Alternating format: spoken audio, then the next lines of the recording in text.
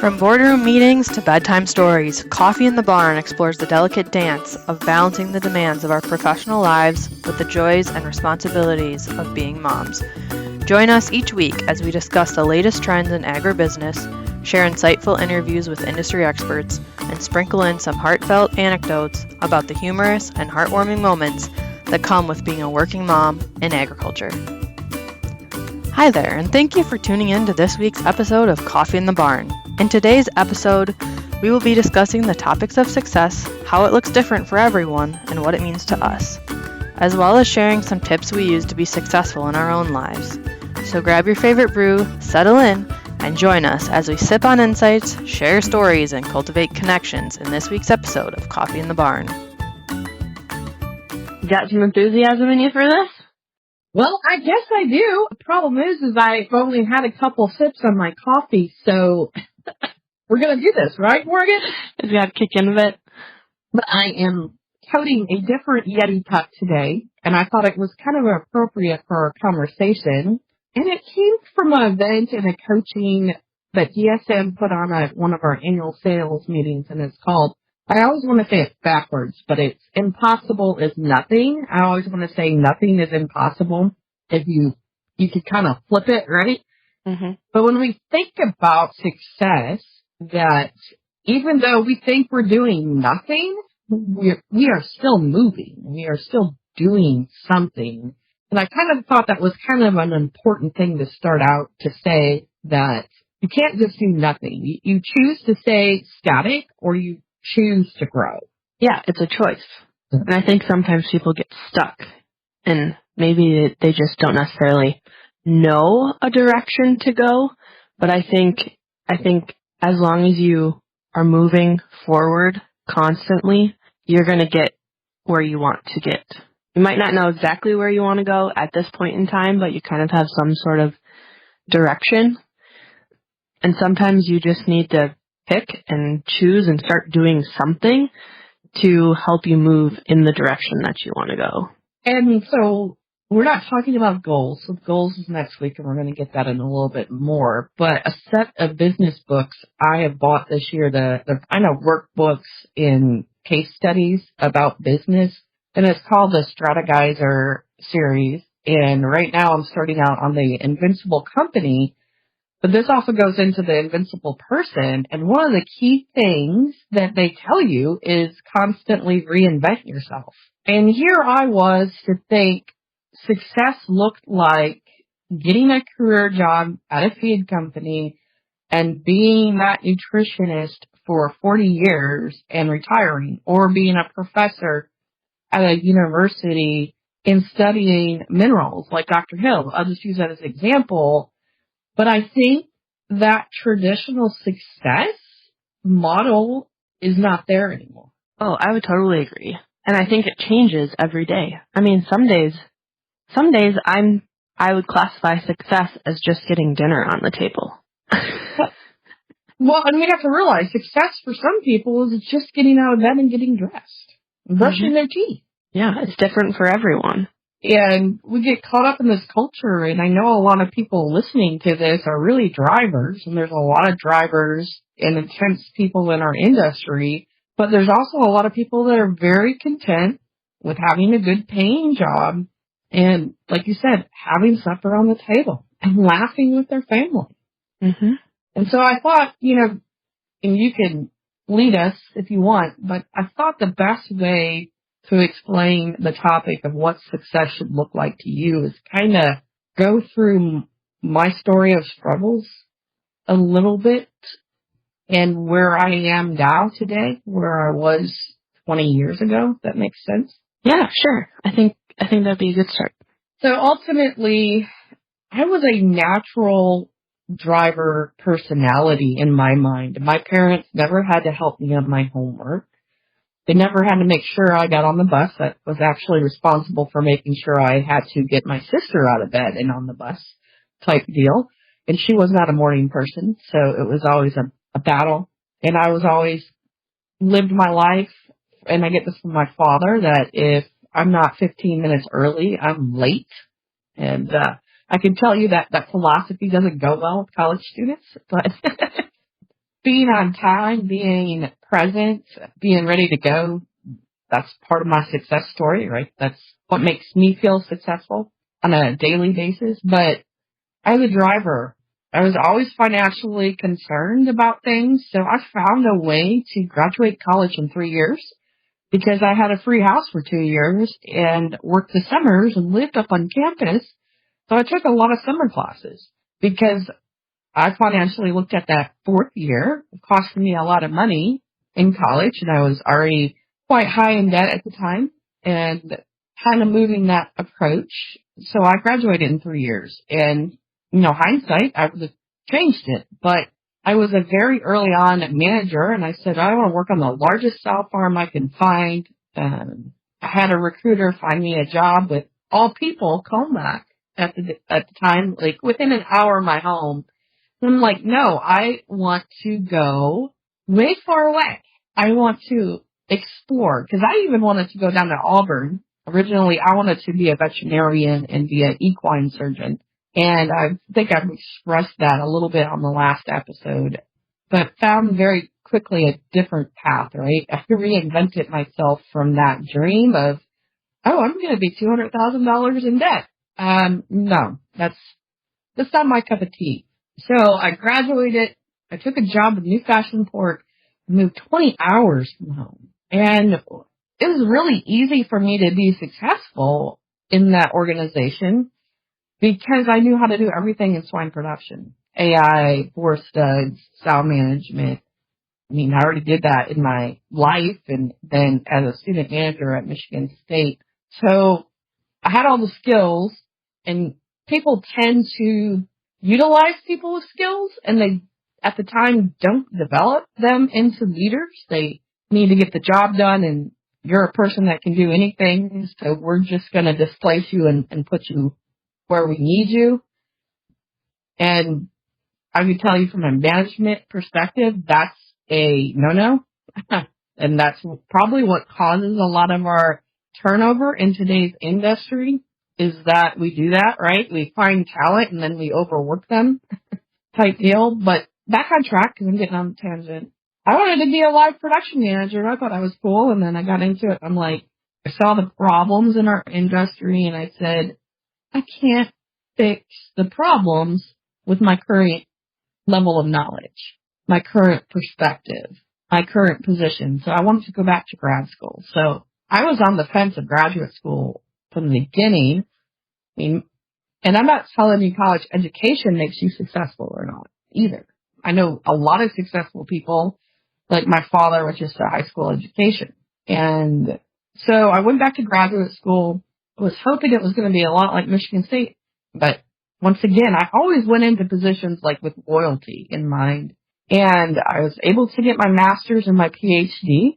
And then, wow, what next, right? This job's not going to pay me more now that I have a PhD. We'd like to get closer to our family. So I went into the industry because at the time there was no professor positions open, and ended up, at Comeback. And I'm like, okay, this is easy. We'll keep both our parents happy. We live right in between our families. And this is a company that, I can grow at. Maybe someday I'll be a director of nutrition or director of research. To me, I saw the opportunities to, grow in those positions. And I excelled. And once again, my attitude of never saying no drove me to learn more. I didn't get any awards. I didn't get any titles in my career, but I learned more and I had more experience. And we've talked about my background several times of what does success look like to me, and I can tell you it has changed through every segment of my life. So when I was at Agribusiness, I had Arthur. I was faced with death.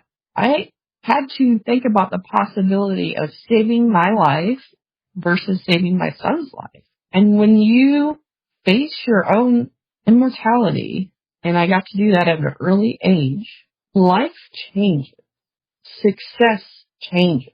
Success there was that I lived and my son lived. And to make sure I didn't basically have a seizure or however they called it and went into a coma and I could die, right? It's not a seizure, but it was a stroke. I'm sorry. We had to induce labor on Arthur at 29 and a half weeks.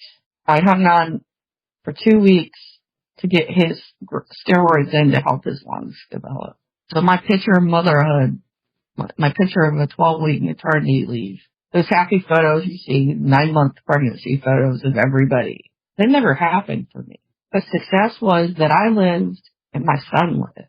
And if you see Arthur, you would never thought he was ever at risk of dying. And he fought for 70 days. Every day was success, right? Every little thing was a success. A dirty diaper was a success. First bottle was a success. And that experience of motherhood changed what success looked like to me. And it was finally the people in my life that if I could positively influence and change and help people, if I just help one person, that's success to me. I know I've helped several so far in my career, but I don't need an award. I don't need a trophy. I don't need medals. I don't even need to run for politics. I just need to be me, love people, enjoy life, and help change the world. As I always tell people, be the change you want to see in the world. And I'm living that every day. And so, in my mind, I am successful. Wow.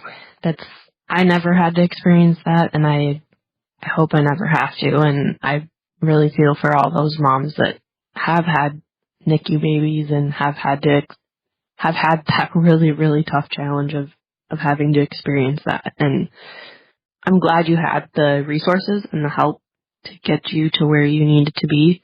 And I could just say it changed me for the better, right? And I wish it on no one. What I went through, I do not wish for anyone. And I should also point out, and this is maybe a little off topic, is that it's really hard for me to be happy for people having babies when they have their gender reveals and they have their photos and all this.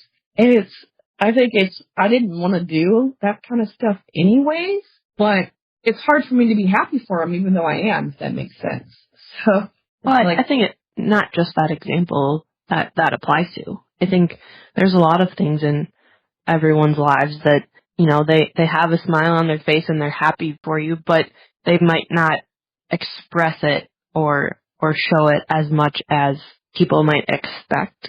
Oh, yeah. And that's just what I'm saying, is to also realize with that story, the people you meet, to realize that you never know the backstory. Mm-hmm. There's so many other things going on within people's lives that you're just a snapshot of that person's day, that person's week. You don't know unless someone tells you what's going on at home or in their life. I think your attitude when it comes to when you meet someone, you always want to make, if you can, have a smile on your face and try to be cheerful as much as you can, because, you might be that only person that smiles and says hello and brings joy to that person's day. Oh, I would agree. And I've hired a new assistant to help me, and she's been going through a lot. And I just noticed this with women when I work with a lot of women compared to men, because I've worked with a lot of men in my life as well, that we always seem to have more negative self-talk about ourselves than men do. And I had to tell her, I said, stop having negative self-talk about yourself, because you are smart. You have the capability. What you lack is experience in the specific task or the specific program. And it's not a defining moment that you can't do something. You can't learn. You can't grow. And so if you work with women and you notice them having negative self-talk about them, help them feed their ego to tell them they did something great and show them that their value and their negative self-talk is not true. And that's the best way you can help a female colleague, in my mind, get through the day. That's some really, really good advice. And I think in a little bit, we might go into some just tools that we use personally to kind of help us stay positive, keep moving through the day, and success. I guess for me, I have a very similar personality to Casey, as I'm a very, I wouldn't say I'm a perfectionist, but I'm a driver, and I like to do, okay, what's the next thing? What's the next thing? Building on success. And I think I kind of got, I would say, into a hole a little bit where I was always worried about what's the next thing? What's the next thing? I'm not content where I'm at right now. I need to do this to be successful. And being a mom slightly changed that. And for example, prior to having Emma, my goal was to do a full Ironman. And it didn't start there. That was just kind of the end piece. So I started with a sprint, and I was like, that was challenging, but that was manageable. All right, what's next? And I was like, all right, I'll do an Olympic. So then I trained and I did an Olympic. And then I was like, okay, I did that, now what? And I did a couple half marathons. And my senior year of college, I did a full marathon, which was very challenging. And I've not run just a full marathon. Well, actually, I just did. But instead of your 30th birthday. Never mind, I just ran a 50K. But after my Olympic try, I was like, okay, like to do a full Ironman, sign up for the Madison full Ironman in 2018. At that time, I was training mostly by myself, but I was living in Madison. I joined a tri team, and the environment and the people and the camaraderie really helped push me and made the long 8-hour bike ride training days and long runs manageable and fun. I felt proud when I finished the event, but now when I look back on that, yes, the event in itself is a great accomplishment, but it's the journey to get to that finish line that I think I learned the most. And I think throughout this process, I was waiting for something to happen. Like I was waiting for this like aha moment of or satisfaction. I think that happens sometimes with people as they're just chasing this thing that's not actually there. I honestly, looking back now, I don't know how I did it. I don't know how I managed. I mean, I didn't have kids, but I still had a social life. I still had other things going on with family and friends that I managed. But I look back, I'm like, holy cow, you can do hard things. You just have to start, plan, be organized, and figure out what your goals are and prioritize them. And that's just kind of one area of my life that I've kind of found success in. And I am by no means a fast runner. My goal is always to just finish. And if I finish in the time that I'd like, great. If not, let's try again. But I also think a part of that is also having the support system and finding your people that can help you achieve your goals and building that network of individuals and like-minded people to help you grow and drive and get where you want to be. I totally agree that you can define your own success, but sometimes the limiting factor is who you surround yourself with. But there are some things, that hindered my success in life or made it more challenging is that, depression and anxiety is a genetic component, it's a family. And I think if it's not genetic, it's generational.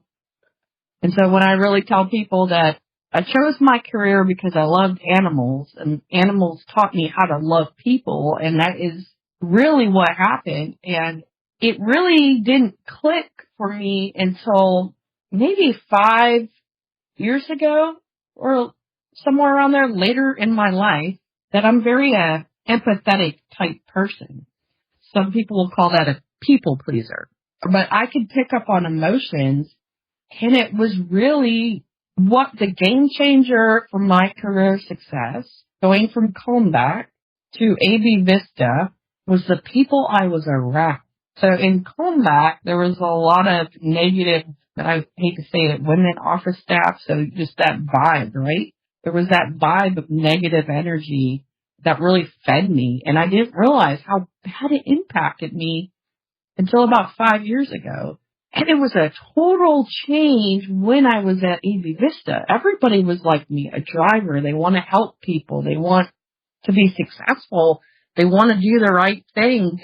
And almost too much to that extent, and I think I'm not sure, did I mention on the last podcast that, leaving Agribusiness was a family decision because I was traveling 80 to 90%. And my colleague Pete Wilcock said that, it was really just me that I had to travel. And in reality, it wasn't. It was the culture, but it was also my culture of that I'm going to do whatever it takes to be successful. And so to me, it was finding that team where that balance was between positivity and not pushing you beyond what success should look like to you. And so, I still struggle with anxiety and depression, and I did have a setback early last year. Health challenges a year ago as we're recording this, figuring out that I have kidney disease and I have no clue why, and I couldn't sleep. I was an insomniac, and my anxiety was through the roof, and it really hindered me being successful in my business. And my 2023, from a business perspective, really suffered. Personally, I didn't suffer besides working through those challenges.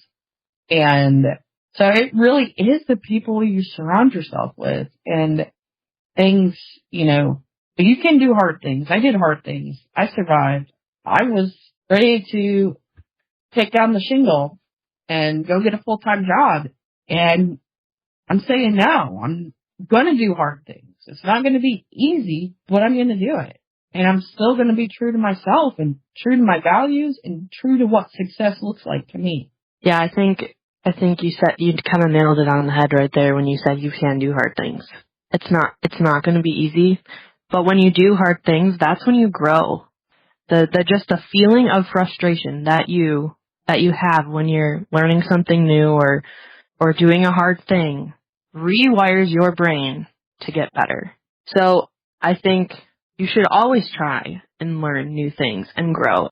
It goes into the first thing of this book that I'm reading, How to Become the Individual Company, and I also see that How to Become the Individual Person. The first thing they say is constantly reinvent yourself, which means you're learning new things.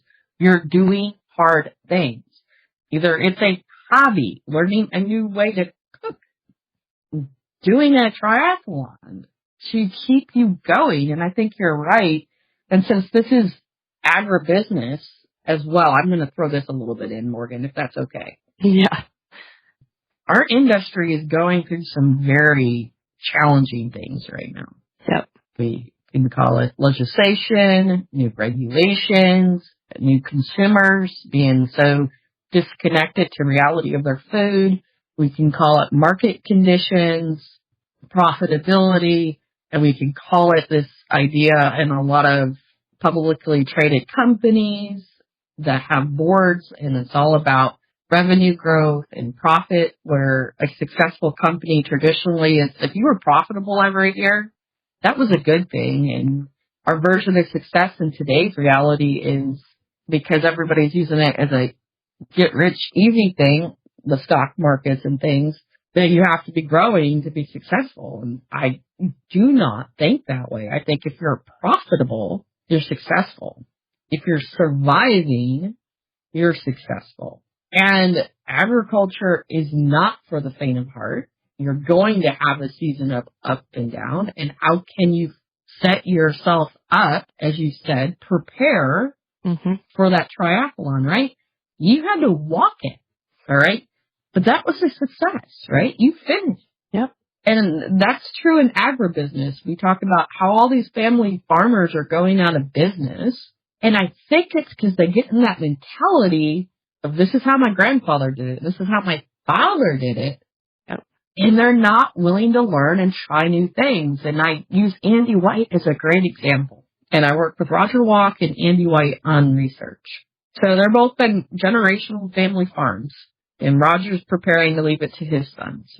And all 3 of his sons work in the company. And Andy just took it over on paper. He's the 5th generation. They're not necessarily looking to grow and add more sows. That's not success to them. Where traditionally our industry thought that is success, that I have 10,000 sows, I need to have 20 next year. And I'm going to look successful. I'm going to make more money. They are looking at diversifying their revenue. And that is why they do contract research. The research is really valuable for them to make decisions, because being a 5,000 sow company, the feed companies, feed additive companies aren't coming to you with new technologies. And the feed companies selling them is a black box, and they're not really telling you if you really need it or not, right? It's a solution for them. And there's pros and cons to both. But they were both invested in doing their own research, from an opportunity to grow, because Roger penciled it out and he said, we mapped it out financially and it's worth 50 cents to $1 a pig to have our own research barn. Their employees hate to do it, but it is a value. They keep running research. And the fact that they can do contract research and get ahead of the curve, even of the big integrators on new products, is even better for them, right?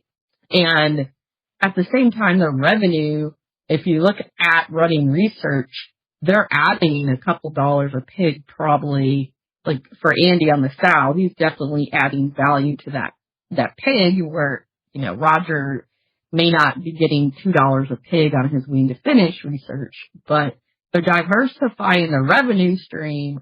They're using it to their advantage to learn and stay ahead of the market.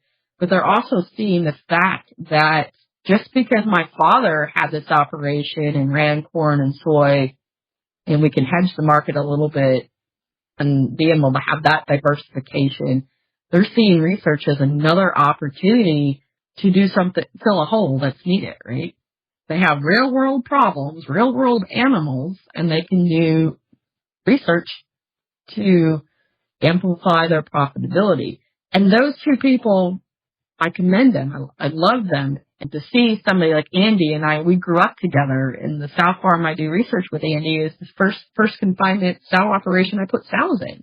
And so it's an honor and a privilege to get to work with them, because it even shows where I came in my career, right? Farrowing sows outdoors with my dad, and that was the first sow barn. We started farrowing indoors, and man, was that hard. The sows didn't want to go in. They were evil. They weren't bred for indoors. They're used to being free and shoving them in these little crates, and we didn't have the right flooring, and some flooring tile broke or things like that. But I just see that growth of that facility.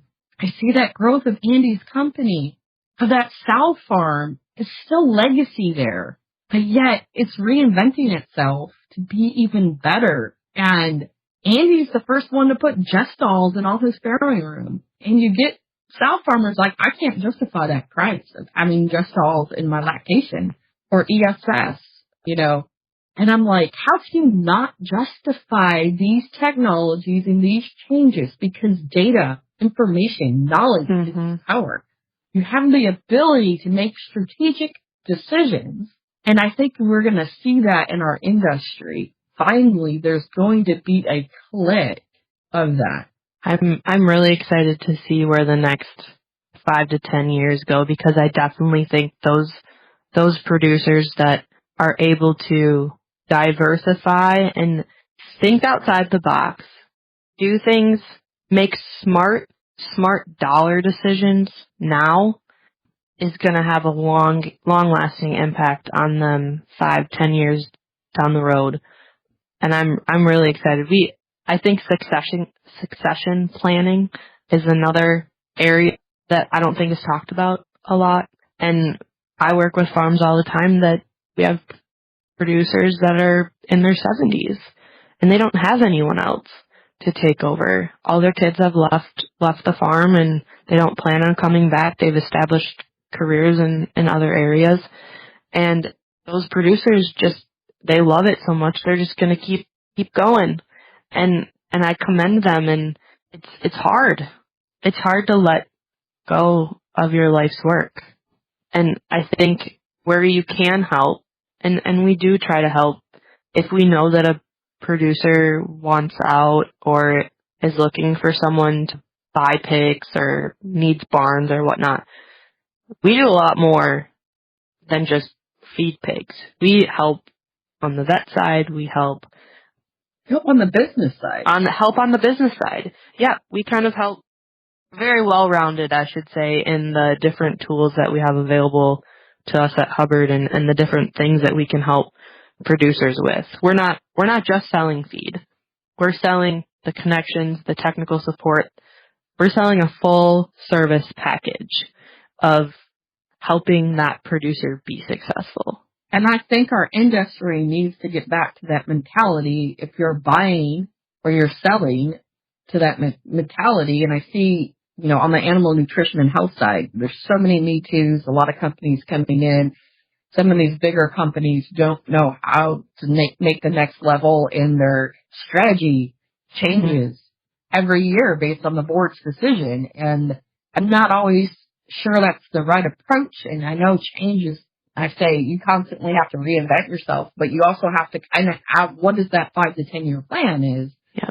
And set that up and make sure you're communicating that strategy of that 5 to 10 year plan, that these are the steps we're making. And I think we have almost some weak leaders in some companies that there's a lot of turnover in those leadership positions, but there's also, I think, some, when things get hard, people leave on the leadership side. And I'm going to say this, not just for the producers, but this is for the companies we work for. And Hubbard and Alltech, Hubbard is now owned by Alltech. And so Alltech has made some purchase decisions which disrupted their business for a while. And I can remember when Alltech bought their first feed mill and the decisions made by a certain customer, but I won't say anything, but it upset the industry that Alltech was a great partner and supplier, and now the feed industry saw Alltech as a competition or a competitor, right? Mm-hmm. And now it's funny that we see Land O'Lakes having PMI, for instance. We see all these other traditional feed companies, like Cargill as well, right? They were traditionally feed. They diversified and they have feed additives. So it's a blurry line today of what type of company you are, if you're a feed company or a feed additive company. But I think that gives you, like you said, the tools to help. And I'm going to leave this and quote the book by Alex Osterwalder on this Strategizer series. The most successful organizations aren't confined by industry boundaries or industry forces. In fact, they are often crush industry boundaries and disrupt others. Their business model or portfolio of businesses is not the result of the area they work in. It comes from an organization that constantly explores new ways to create value around market opportunities. And in my career, what transcended boundaries and crushed it was superdosing phytase. I don't just sell phytase. I sell a solution that transcended the industry norms. And I use that as an example because that comes from my career. And we can go through a lot of different examples and case studies. But we went from a no-name phytase company to being probably on the swine side when I was there in the U.S., the number 2 phytase in the country. Yeah, I think that's very unique. And I kind of mentioned how we're selling ourselves, we're selling a service. So we sell solutions to the producers' specific problems that they might have. And I think just recognizing that and being able to, if you come to a meeting that set in your ways of, my goal today is to sell this product or talk about this product. And that's all you're thinking about when you're having the conversation with the producers, that doesn't work. You need to come to meetings with, these are the top 2 or 3 things that I would like to discuss. But that producer is the one that's writing the checks and is in the end going to be making the final decisions.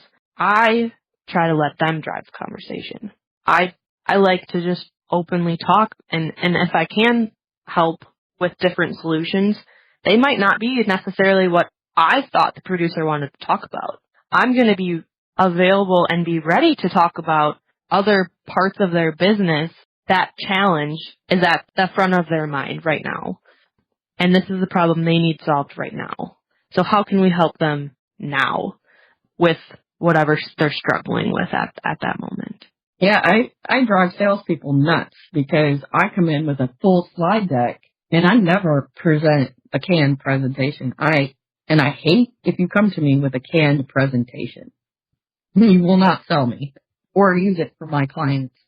I do come to meetings with certain knowledge I need and say, AB Vista didn't sell the superdosing phytase concept because it was the cheapest. They sold it through knowledge. They brought the NIR to them. They taught people about their feed ingredients. They taught people why phytate was bad. They taught them and gave them knowledge to make decisions to help their success, right? Yep. And I think if we get away from business for a minute, because I feel like we're so serious, but it could go the other way. If you're not teaching yourself, if you're not learning, if you're not out there looking for support, if you see an investment of a personal coach, a career coach, is too expensive, or buying this series of books that was $150, I think, something like that, and it's too much, you're doing yourself a disservice for success. Because the best thing I ever hired was a mindset coach. And then now I have a business coach and I'm programs, right? I bought the series of books because I'm willing to invest in myself to be successful. And you're just going, Casey, wait a minute. You just said if you just help people that you're successful. And what I've learned of my path with coffee and careers in animal science during COVID, that was the best solution to help people. I helped a lot of graduate students and people entering their careers. But it changes. But it changed.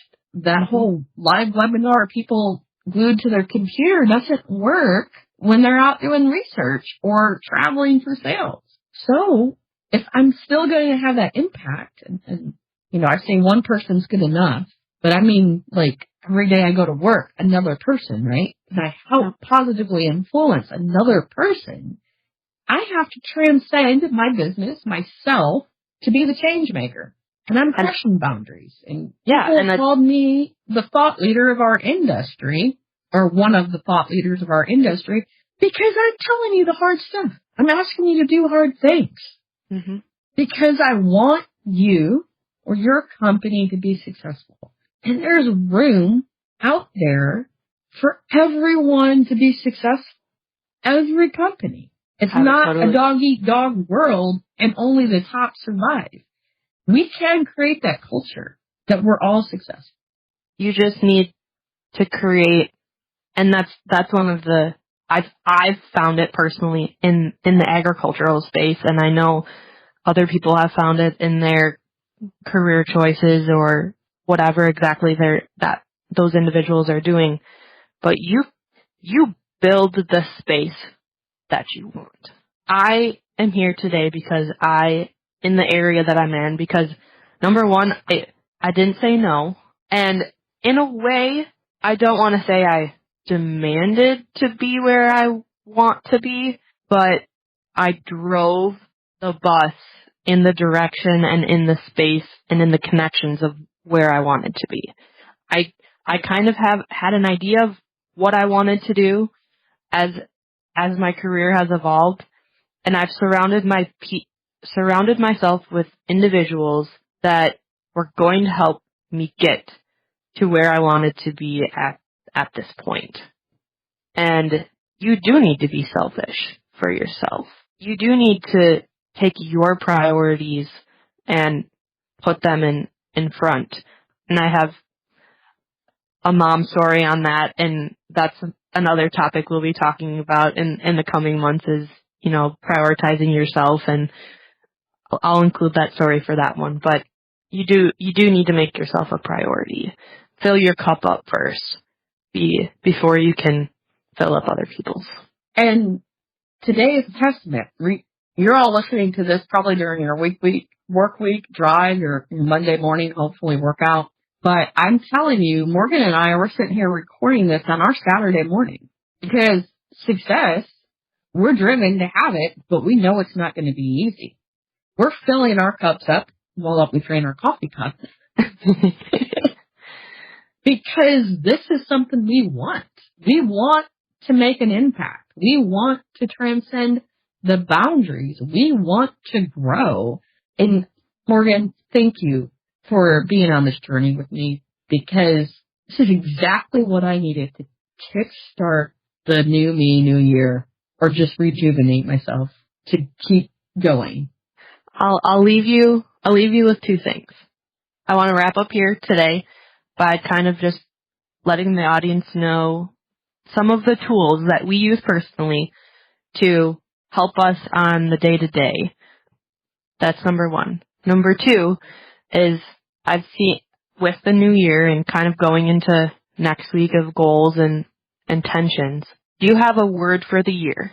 Do you have one word that is going to just describe or that is going to be your focal point for the year? I'll just leave you with that, and maybe we'll touch base on that next week of one word that just kind of is going to encompass and drive you this next year in your goals, in your aspirations. So that's my challenge to you. So next week when we talk, I'd like to discuss, your one word. And back to the first thought of what tools do you have that you use on a daily basis, on a weekly basis, that helps you be successful? One of the tools, the Bible. That's a good one. My Outlook calendar, I couldn't do it without it. Alarms, communication. So, and I would say this is another topic because the whole tools thing I think can go on. I'm also using a lot of AI tools now. So I embrace technology, but I also monitor it, right? So, What about you? What kind of tools are you using? I make a lot of notes. I write a lot of things down. I have 3 different calendars that say the exact same thing. I have my calendar next to our fridge that has all of our family activities and work schedules and things going on. And then I also have that logged in my phone and my computer so that I can see what's going on if I'm home or not. My husband makes fun of me because I make lists for everything, or whether that's just reminders of things I need to do, or I need to remember to take steak out of the freezer for dinner the next day. I would also say that I, at least once a month, try to meal plan, because I know that's the last thing I want to do at the end of the day is be like, okay, now what do I need to cook for dinner?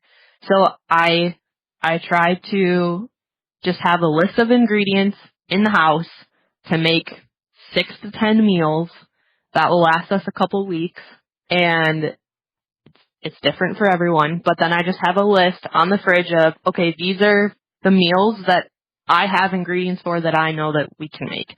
So yeah, maybe we don't feel like making steak tonight, but we have ground beef, we can make tacos or things like that. On the personal side, I really like affirmations. What does your doppelganger look like? Just with my coach, we just did a whole planning series for the year of goals, and we'll get into it next week. But what does that successful version of you look like in an alternative universe or multi-universe? You gotta look in on her or him. I think very similar to who I currently am. But if I was to look into the future, I would be the mom with 4 kids that's still excelling at her career and looking for new challenges, and also finding time to run a marathon here and there or bike 50 plus miles, staying active, just doing it all. I think I'm getting there, and I try, but also making sure that I have my priorities in line. It was so funny going through that exercise with her. And she was asking all these questions of what would she do? And I'm like, I'm already doing that. Yeah. But there's a few things I need to tweak. So it's very powerful. And I think we'll get into some of that for the month of January. I think we should probably wrap it up. Because we are overachievers. I'm sorry. This may be like a multi-morning episode to get through, but wow, I'm really excited about talking with goals with you. We know what your success looks like. I'm curious about, I love the one word, and I already have a picture in my mind, and I'm going to contemplate it. Because that is one thing I'm requiring myself to do, is not make snap decisions anymore. I have to Think rest about on it. it. I've fallen into that. My husband's very good at evening me out in that area. We round each other out very well in the decision making, because I'm usually like, all right, I made my decision. And my husband's like, well, what about this? What about that? And thinks things through probably a little bit longer than I would like sometimes. But in the end, in some situations, it's very beneficial. Well, I was to say that is my new habit, and I just enforced it this year of sleeping on a decision, a financial decision. I was looking at a new coaching program, and I came to a reflection that, yeah, he sold me. I would have said yes, but I reflected on it, and I said, I'm already doing all this stuff. I think where I need to invest my time and my financial resources is in experts who are better at something than I am and utilizing things, right? So that's why I'm not really good at writing notes and things. So I've incorporated electronic tools, a meal planner, meal app, right? Everything like that. Calendar tracker. I plug everything into my calendar. Yep. And so I guess we're going to put that on pause and go into next week with the conversation around goals, everyone. Yes, I would like to just add just one simple, easy tool that I have found very beneficial is, before you go to bed at night, think positive thoughts. Because if you go to bed angry, you're going to wake up angry. If the last thing you think about before you go to sleep is something negative, more than likely you're going to wake up in that same mood. And I have really been trying to, even if I am upset with something, I try to end my night on a positive note, whether that's snuggling an extra 10 minutes with my daughter or rocking my son to sleep, whatever I know that brings me joy and happiness. I'm going to do that a little bit longer before I go to bed to make sure when I wake up in the morning, I'm the best person I can be. Wow. That's awesome. All right. With that, thank you, Casey. Yeah, thanks, Morgan. And everyone else for listening. We'll see you next week.